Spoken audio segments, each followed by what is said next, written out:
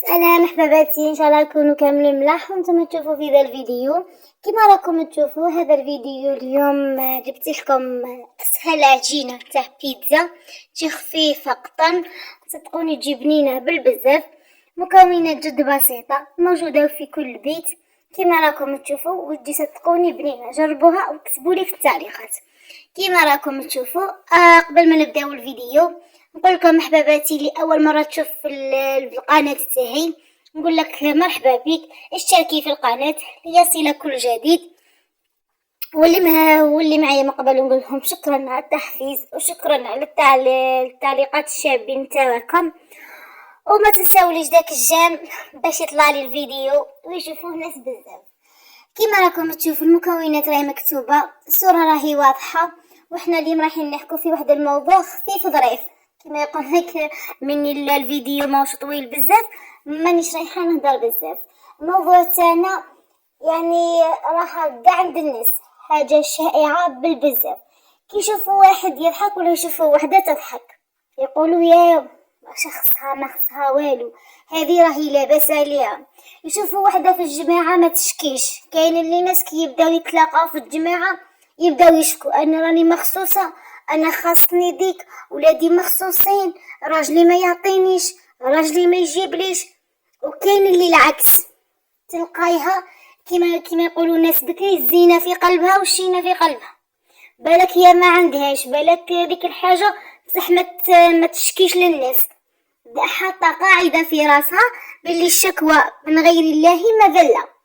هذه هي مخليه اسرار بيتها في دارها، كي تخرج وسط الجماعه ما تهدرش. صح هذيك الجماعه للاسف يحسبوها راهي لاباس عليها، كي ما تهدرش واش يقولوا فلانه شخصها راهي لاباس عليها، فلانه ما تشكيش، فلانه تخرج، فلانه تحت الطبيب، فلانه ما على بالهمش بالك هذاك الطبيب راهي راحت له بالمرار، ما على بالهاش بالك ديك الحاجه راه ما عندهاش في دارها ما تاكلها وما تحكيش، بالك مخصوصه الف حاجه، بالك هي في قلبها كيما نقولوا حنا ماهيش فرحانه، بصح ترسم ديك الابتسامه في وسط الجماعه ما تخليش الناس تهدر عليها. هذه حاجه مليحه، دايره قاعده في حياتها كما قالوا الناس بكري، فوت على الناس جيعان وما تفوتش عريان، ميشان قالوها ناس بكري. وهي كما تقولي تشوفي والله ارضاء الناس غايه لا تدرك، تشكي يقولوا راها تشكي بزاف وخيت عليه تشكي لنا وحنا نديروا لها، ما تشكيش يقولوا لاباس عليها واش خاصها. والله العلي العظيم حرنا في ذا الوقت اللي رانا فيه، وفي الناس اللي رانا معاهم رانا حايرين كيفاش نتعاملوا. الواحد شكر النعمه بينه وبين مولاه،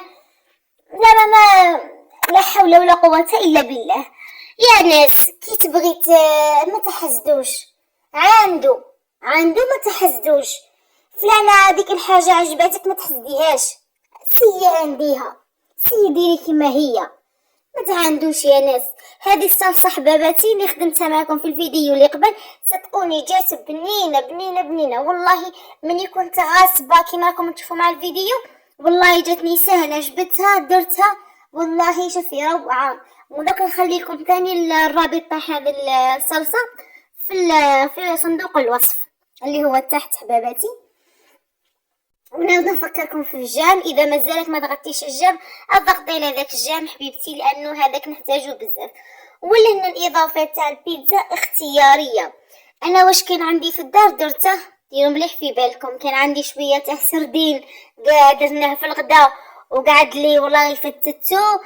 تبغي ديري طون، تبغي ديري عندك صدر دجاج ترحي وديري كويرات، يعني اختياري انا، واش عندك اختياري انا السر تاع الوصفه هو البيتزا، العجينه تاعها كيفاش تخدميها، كيفاش تخليها طريه ما تقصحيهاش، وانا كتبت لكم كاع الوصفه. شوفوا حباباتي كيفاش تجي بنينه بزاف.